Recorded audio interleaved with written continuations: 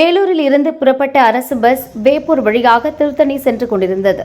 மேல் விஷாரம் கடந்தபோது முன்பக்க டயர் திடீரென வெடித்தது.